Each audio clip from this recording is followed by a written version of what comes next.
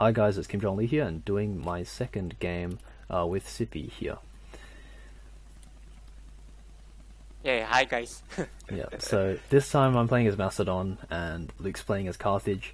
It's interesting to note that I think Scippy pointed this out to me before we did this commentary, but Luke really likes to play Rome and Macedon and Scythia. I think those are his. Do you think there is three favorite factions close to that? I think Macedon and Scythia definitely. Rome maybe not so much, but definitely Macedon. Okay, Macedon and Scythia. So it's interesting to note that after the first game, where Luke picked Rome and I picked Armenia, it's interesting to note that like at the start of the second game, Luke actually snap-picked Macedon, but I reminded him that it was my turn to pick because he had picked the first game, so I picked Macedon. And like, to be honest, pretty smart by you there. Yeah, pretty cheeky well, by you there. it was cheeky, but I also actually wanted to play Macedon for the second game to begin with, so yeah, that's something interesting to know. And for the first game, I actually would have preferred to have Rome. I think Rome is favoured against Armenia and Macedon is favoured against Carthage, even though they're commonly referred to as 50-50 matchups. I think Rome and Macedon are the kind of favoured ones, like very slightly, but definitely favoured ones in both cases. So I definitely wanted Macedon for this one. So I took Macedon, and poor Luke was stuck with Carthage.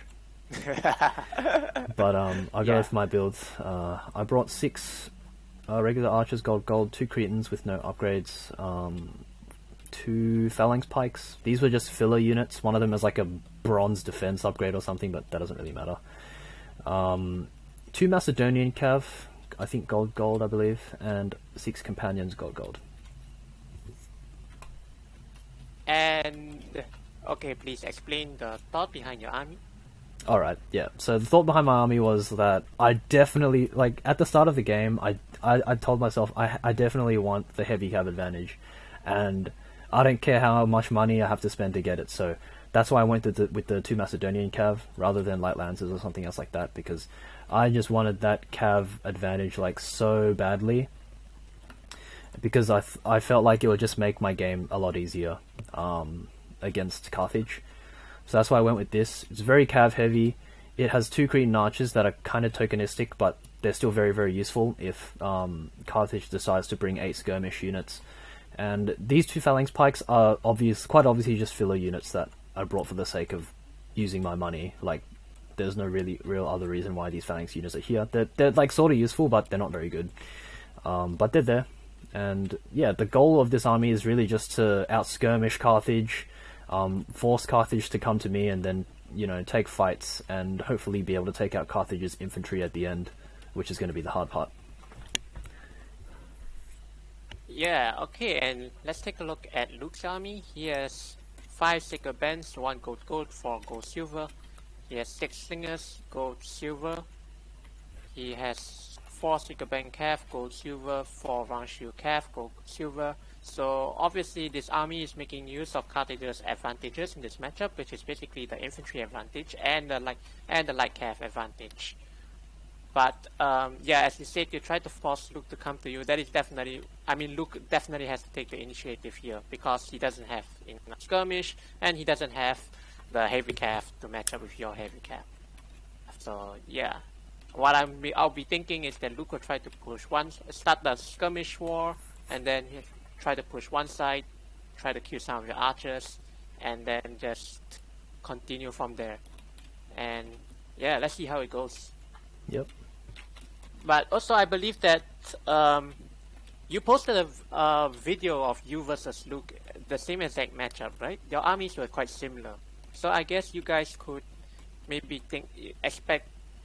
predict what each other would do in this case. Oh really? I don't remember that one. Maybe I have. Yeah, it's on your channel actually, and I Alright. believe Luke took the same exact army versus you. Okay. And well, you took a similar army, but yeah, a little bit changed. Yeah, okay. So let's get this battle going. I'll say 3, 2, 1. Let's go. And right now, Mind Crusher. That's quite a name, isn't it, for Luke? yeah, he actually changed the name just before our game, so I don't know. Maybe he feels more confident with that He name. likes Disney. Yeah. Anyway. Maybe he's trying to scare. Maybe he's trying to Just scare his me. opponent. Yeah. Anyway. Mind tricks, you know, mind tricks. Yeah. Yeah. Okay. So you are now bringing your archers into a flanking position. Comments about this move? Oh yeah. Well, I think this is pretty standard. Well, I hope it's pretty standard, because if it isn't, that's a bit worrisome. But I think if you have the skirmish advantage, you got to spread out a lot. Maybe not a lot, but you got to spread out and really make use of your mobility, because that, like, if you have the skirmish advantage, it usually means you have the cav advantage, because you can protect your archers so much better with a big cav advantage. And obviously, I have, you know, at this point, I have 4 extra heavy cav compared to Luke. So that's a lot more kind of muscle going into things. So I'm pretty confident here, just spreading out. If he targets one side, I only need to commit maybe 5 heavy cav to counter him. So I'm pretty confident here, just spreading out and yeah, getting good angles with my archers here. And yeah, and this kind of forces Luke to just push one side while you try to push up on the other flanks to try to get some shots on his rear, especially the infantry, because probably the infantry are your main concern. Yeah, I was actually shooting at the slingers, because that's what I'm used to doing, but that's a good point. I probably should have been shooting at the infantry. Some of my archers, I think, behind the infantry were targeted at the infantry, but they're actually quite far away at the moment, so I'm not sure if I get too many shots into the infantry there. I do manage to catch out one of his slingers, but that's kind of inconsequential. It'll probably come back anyway. You could even shoot his calf, in my opinion, like shoot his round shields, maybe. Yeah, I think I do And that or at some point. Synchroman. Yeah, fair point. And okay, right now, Luke is just gonna push up on one of your flanks, and you're just basically countering his movements. Cav, try to protect your archers, try to save your archers, and he's gonna catch one of your archers over here. Yeah, it's gonna get caught. And if he catches it, this archer is very close to the red line, so it'll probably not come back if it runs to that direction. But he's now leaving his slingers completely exposed. Yeah, I also lose one of the you're gonna Macedonian try cav. to- Yeah. Yeah, that is a little bit too bad. But at the meantime, you are going after his slingers, but he saves his slingers pretty well over here, I would say. Yeah, they were saved quite well. Also because all my cav is heavy cav, remember, so they're not very good at chasing slingers. And you get another cav. You just lost another cav there. Yeah, I lose quite a bit of cav at the start. Bit disorganized by me. Never was terribly amazing at the micro.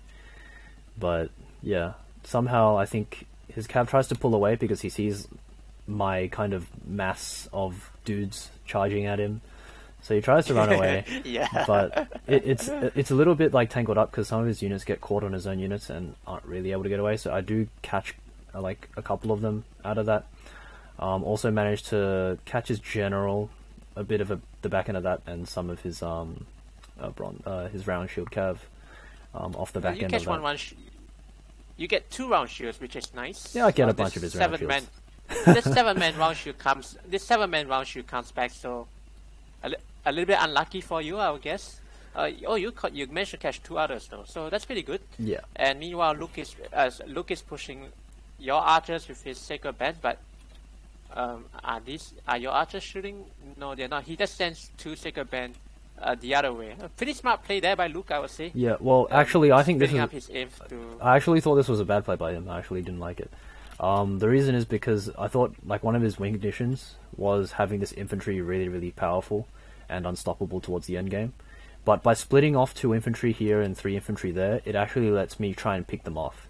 So what you're going to see in a bit is I actually try and refocus my cav toward these 2 isolated infantry units that are just chasing this one archer, and I try to pick them off because I know that if they're grouped up in a 5 unit infantry box, it will be very, very difficult for my cav to break that. So actually, by splitting off these 2 sacred band infantry, it actually makes it worse for him, I think. I didn't really like that play. So I'm going to target these 2 down very soon. And yeah, he's split his infantry quite fine. I was feeling pretty good about it at this point because I have a lot of cav left still. And his infantry's isolated, so, you know, right for the picking. So I'm probably going to go for it. Yeah, but maybe what he was thinking, because I mean, his infantry were isolated away from his cav, right? And his infantry were in your archer range. So maybe he thought, okay, I need to do something with my infantry. I can't just allow your archers to just shoot my infantry for free, or to go after my cav.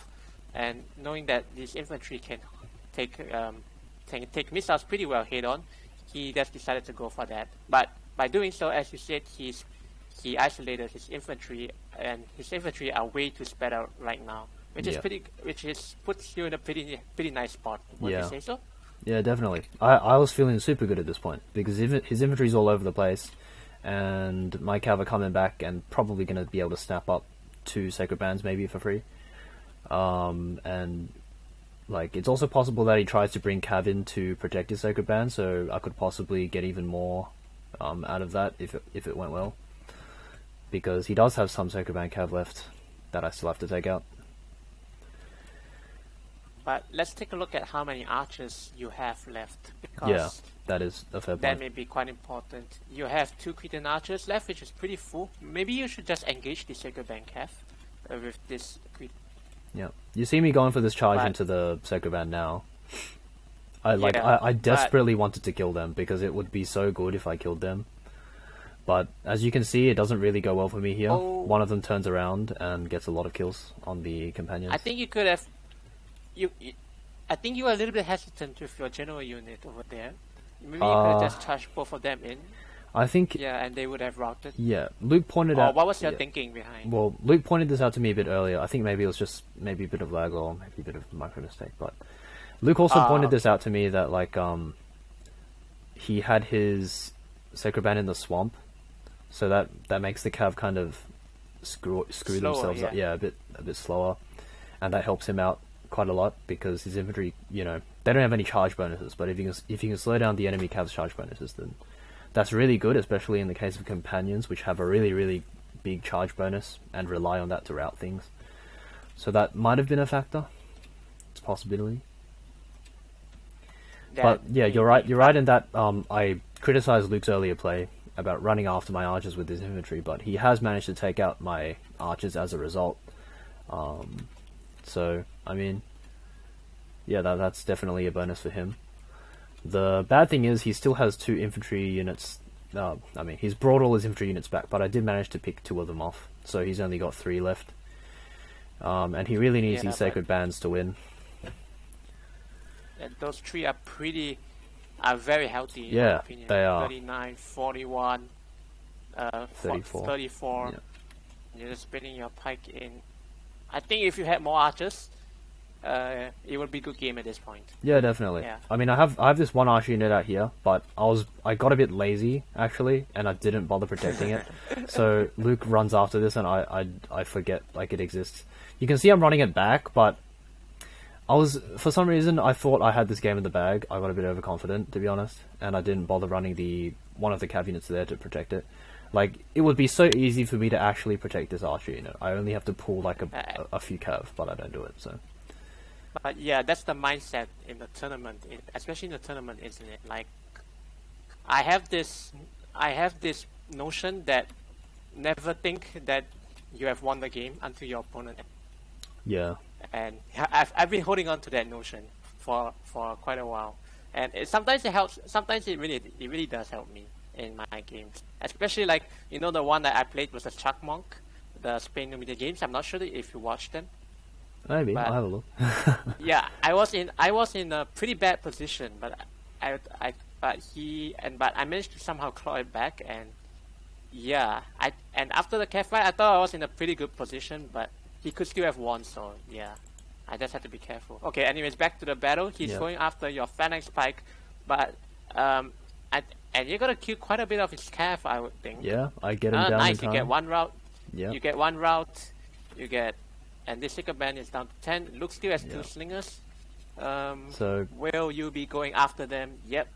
Looks like it. You're gonna get his sacred band cav. Tired versus very tired. At this point, maybe go up. Oh, you didn't go after the slingers over here? Yeah, well, I was feeling pretty desperate because I really, like, you have to understand, at this point in time, I just really wanted to kill these Sacroban infantry. Like, it was my heart's desire. I really wanted to do it, but I was just waiting for that kind of one opportunity to do so. So I was really conflicted between like running after some of these slingers and cav units and killing these Sacroban infantry, because it's a really fine line, right? I have to kill the infantry like with enough cav to spare that I can kill his sacred band. So you know, it was always going to be kind of down to the wire in that sense, and I want to be cautious about it, but I'm also very, very eager to kill these Sacroban infantry, especially because they're winded at the moment from running around and one of them is tired. So I felt like if I didn't kill them now, I'd lose that kind of the bonuses from the fatigue that they had endured running across the map. And also, yeah, I think, you know, when you got those 2 pikes, yep, I don't think your angle was ideal, like the angle that you charged in. Yeah, definitely not. Because Luke just, and maybe you lost more cav than necessary over Maybe. there, but we shall see what happens for the so final yeah, at this engagement. point I see So one of his sacred band are out to the side and he's not in a very good box, so I charge in now because I thought this was a good chance for me to actually finally kill these units. Like my last companion walks in kind of a bit slowly, maybe due to the swamp. Not sure about that one. But yeah, I managed to kill a fair few of them, but I do lose a lot of cav in the process.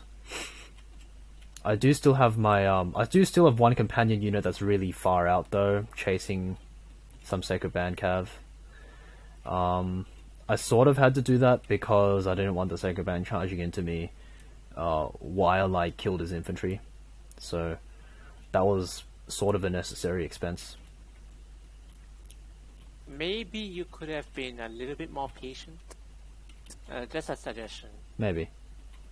But Because like, yeah, your cav the stamina is not ideal. yeah, At the moment. the stamina is not ideal. It's not terrible though. I mean, one of them is very tired, but that's the worst one. I mean, one of them is actually fresh. Like, The that's others like, are tired. yeah. Wow, I wonder how you get such Disparity contrasting between my units, yeah. stam- I don't know either. It just happens. Yeah. Yeah, Well, Luke's cav has similar stamina to yours. So Yeah. very tired. exactly. Exhausted. Two of them are actually exhausted. Yeah, one of them's tired. So, I mean, I'm still feeling good. It's just like, at this point, I felt like it was still 50-50. I think Luke said GG, but I Yeah. wasn't sure which side he thought would win at this point either, because it was pretty close. Yeah, it was still Yeah. still 50-50. I agree with you. Yeah. So I charged in here. This was a fine angle. Like, I have no complaints about this angle. Yeah, on this there infantry. was a very nice Yeah. angle by you. That was a very nice And angle. it gets the route on both of And his you units. It's managed- just that like now his cav comes back in because they Hey, know you got, like you got your yeah. you got your desire. You killed off the infantry. Yeah, I did. I finally did it. So I was feeling good, you know, like, yeah, I'm gonna do this. His cav comes in, and this is actually even a good charge against his cav. Like, I actually didn't get full on kind of charge in. I actually got a charge bonus onto some of his cav, but my cav is really depleted at this point, and he has this one Yeah. like single really full Sacred Band cav unit. The one thing I do have going for me is that it's exhausted, while mine are just Yeah, winded. that is true. So, I Yes. mean, it's still kind of up in the air, but, I mean, my general dies, and and everything kind of just dies. Yeah, so that was a bit yeah. unlucky, but Did you put the cav on guard mode, like the ones holding against the enemy sacred bank? no, I just mashed them in. No. No, like okay, maybe I'll talk to you about that after this commentary. Yeah, Alright. so actually very well played by the both of you. Actually, it was very close. Yeah, that was a But close I game. think you just made just slightly more mistake. Yeah, if I had to point to anything in particular, it would be losing that Macedonian cav unit for free at the start. Like, it seems really, really distant near the start of the game, Yeah. but I did lose a Macedonian cav unit for free there, and I guess you guys can see, like, if I had that Macedonian cav unit, even if it was, like, winded or tired or something, it would have made a massive difference toward this, like, end game, where, like, maybe one extra unit Yeah. would have won me the game, so, yeah. Everything, Yeah, every little bit each- matters. Yeah, each unit of cav is just so important. Yeah, that is true. Also, maybe protecting my archers a bit better. Like, that one stray archer unit that I didn't bother to protect, like that could have made a difference towards the end. Maybe cutting down a few of his infantry before I charged in, like that could have been a thing. Maybe I wouldn't have been so desperate to kill his infantry if I had that archer unit around, because then I could just sit back and shoot it for a bit. But yeah. I mean that's all hindsight stuff. But yeah, very nice attempt by you though. Yeah. Well, to be fair, I actually thought, like, going into the game, when I saw his build, I thought I'd, like, definitely win. I actually don't like his build very much, because I've tried playing his build before, and it's probably just because I'm bad at playing it, but I couldn't use it at all. I thought it was horrible. So, I actually thought I was pretty, like, well-suited to win this game and take it to a third, but unfortunately that wasn't the case, so, yeah. Yeah. Alright, yeah. Alright, thanks guys. Thanks, see ya.